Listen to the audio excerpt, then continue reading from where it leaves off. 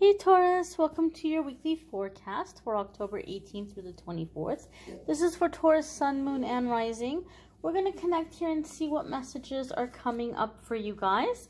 Now, if you happen to stumble upon this video outside of the dates I mentioned, don't you worry. You found it whenever you were meant to, whenever you were ready to hear the messages that are in it. So we're going to connect here and see what messages are coming up for Taurus, Sun, Moon, and Rising. I feel like we need one more good shuffle here. There we go, my darlings. Let's get right on into it. So the first card coming up here for you, Taurus, is the Knight of Wands. Now, Knight of Wands can get a bad rap, depending on what you're asking about. I know a lot of people like to watch tarot readings for love and romance. So Knight of Wands is seen as like this impulsive lover that comes in and out. And that can be the case sometimes. But in the weekly forecasts, I try to focus on everything other than love and romance.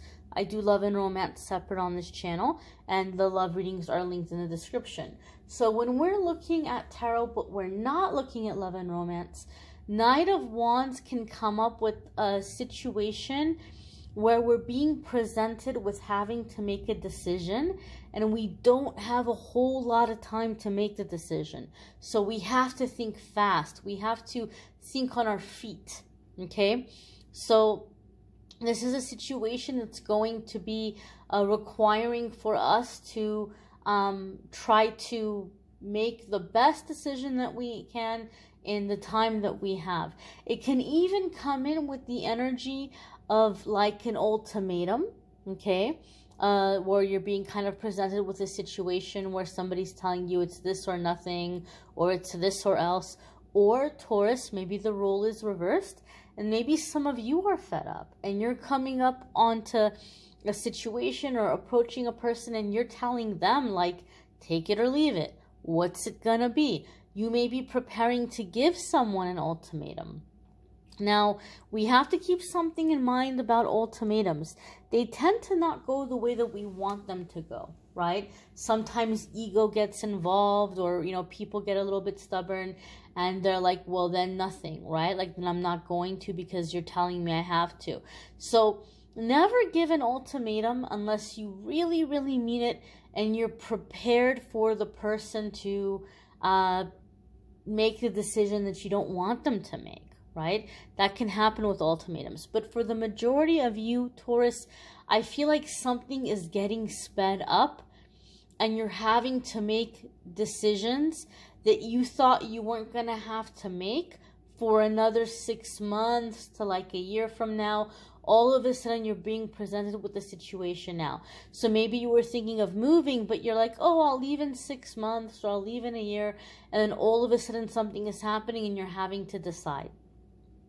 Or your boss is coming up to you and telling you, we're moving you to this department and you really don't have a choice, right? Do you accept or do you not accept? Or, you know, some kind of situation where you just feel like, I wasn't expecting this to happen right now, but it's happening now and I got to make decisions and I got to think fast. So you're going to be thinking on your feet here, Taurus.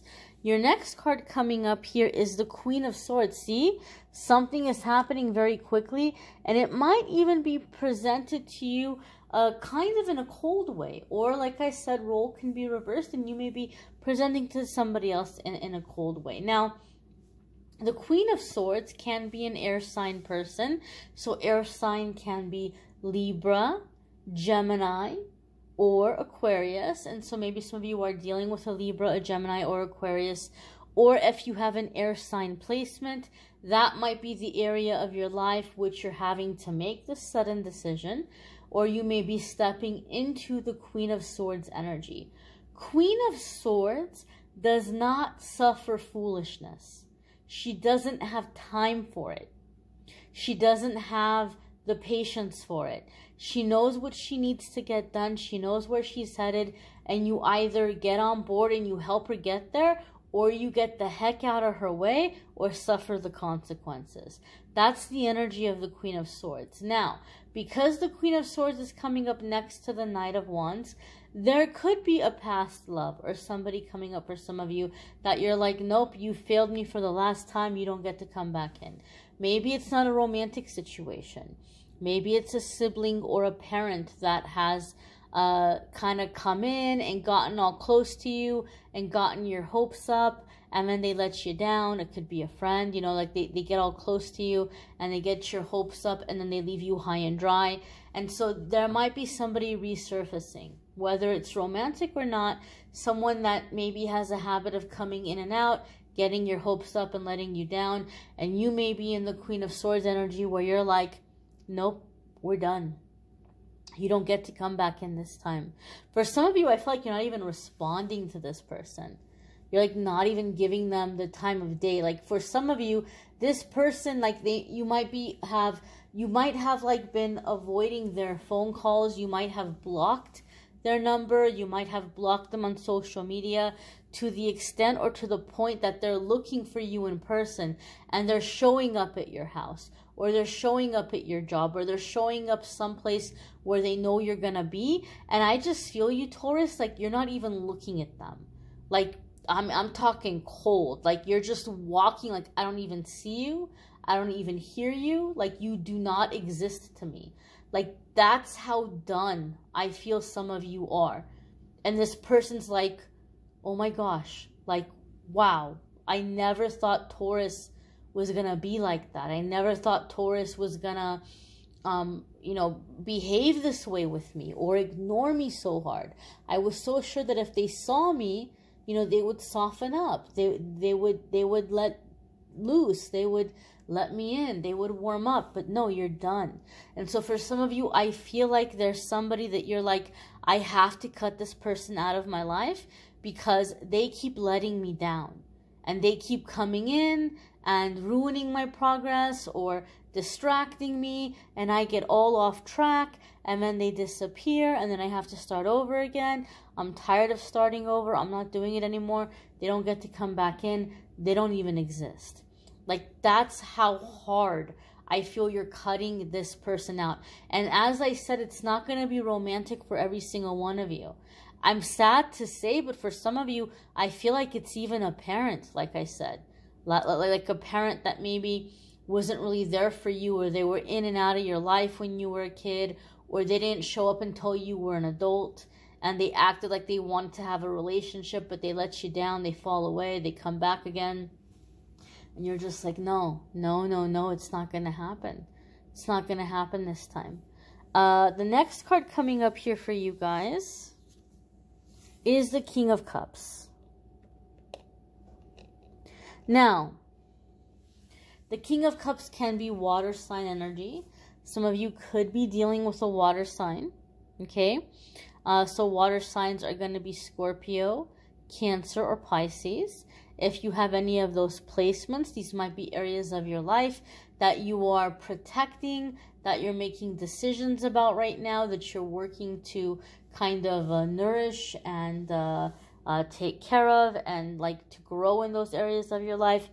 But again, a lot of people are used to watching tarot readings for love and romance, and so the King of Cups is seen like husband and, you know, father kind of energy. And some of you might be setting boundaries that are helping you to manifest that, if that's what you're looking for, especially since we are coming up on the full moon in Aries on the 20th. The full moon is a time that we very naturally release a lot of things.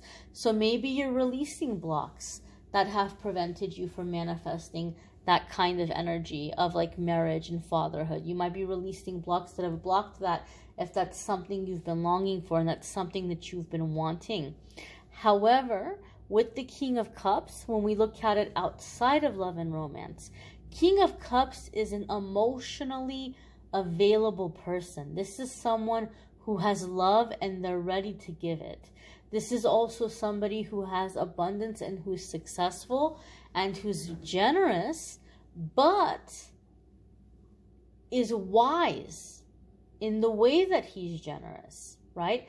This is somebody that there's going to be certain boundaries, certain respect that has to be given.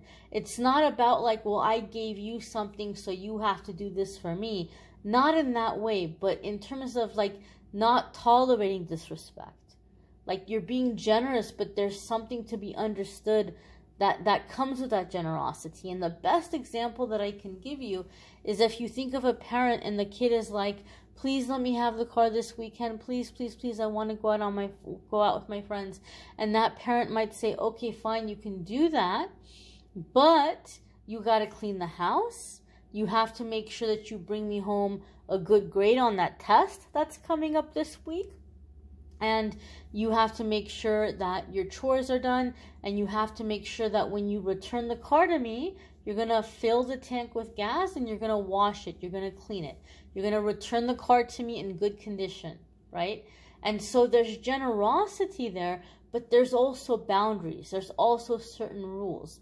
Versus a parent who gives their kid everything, you know, the Xbox or whatever the video game consoles are now. They've got like the best clothes and like the fancy high-end basketball shoes, and they have like everything that kids want right now. And they're like, you know, screw you, mom, screw you, dad, F you, don't tell me what to do, I'll do what I want.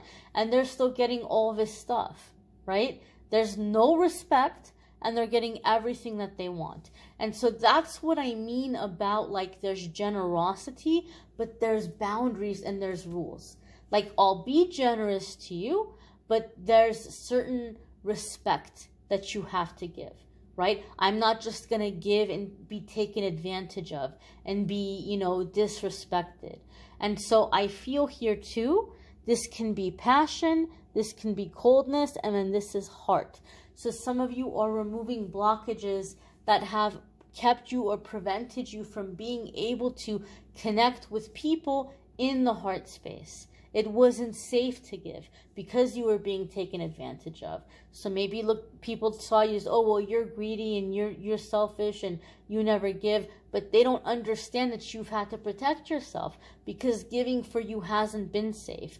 But that's changing and it's turning around. You're learning now that you can give of yourself emotionally, financially, but you can do it in a safe way. And you can do it in a way where as you're giving, you're also receiving. There's an actual exchange that's beginning to happen.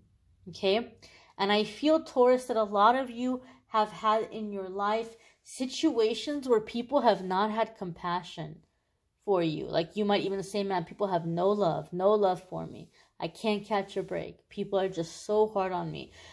And so you might not have had a lot of like support or a lot of compassion or affection or people who were emotionally available. And I feel like that's shifting and that's turning around for you now where you have that. You have compassion, you have support, you have love, you have people who have your back and who are there for you. Okay, you're stepping into that energy as these changes are happening.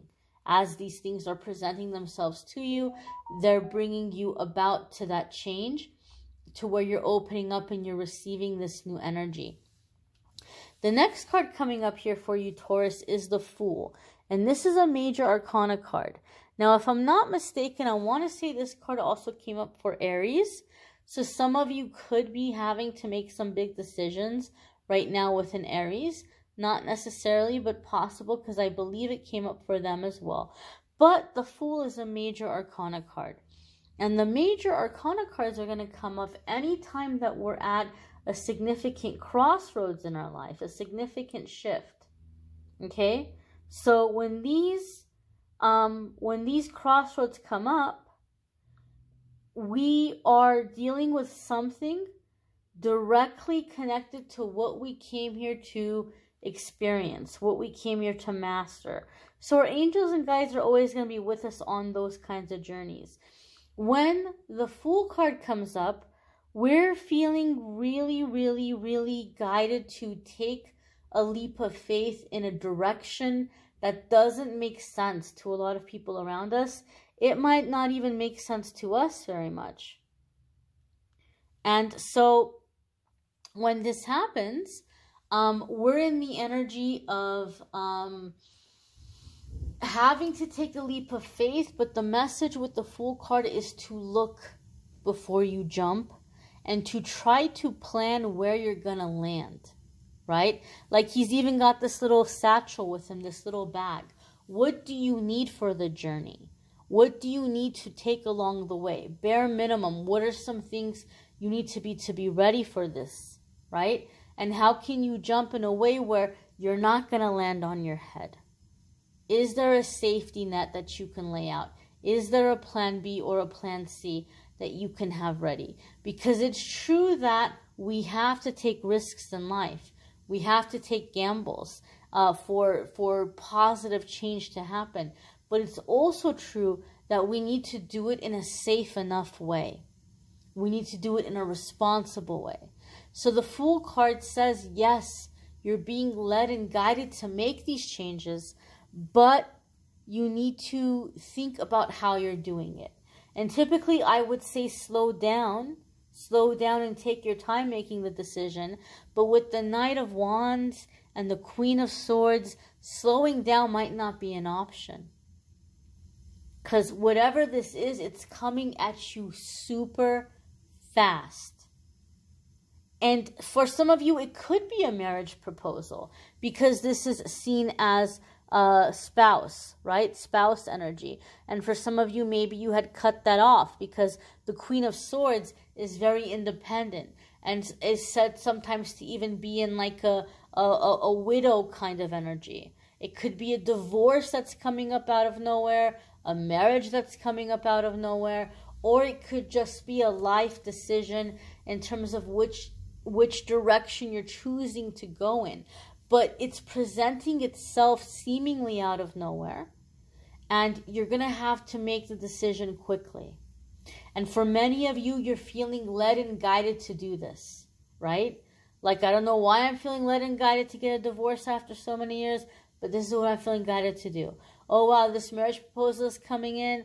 I can't explain why. I feel like this is the one. I'm going to go for it. Or, you know what, I really feel like I really want to make that career change, and an opportunity is coming in, and maybe I should take more time and thinking about this longer, but the opportunity is here now, and I'm going for it. It's like you're making the decision. It seems very suddenly, and it is sudden, but look before you leap. Prepare yourself for the leap. Prepare yourself as best you can with the time that you have and the resources that you have.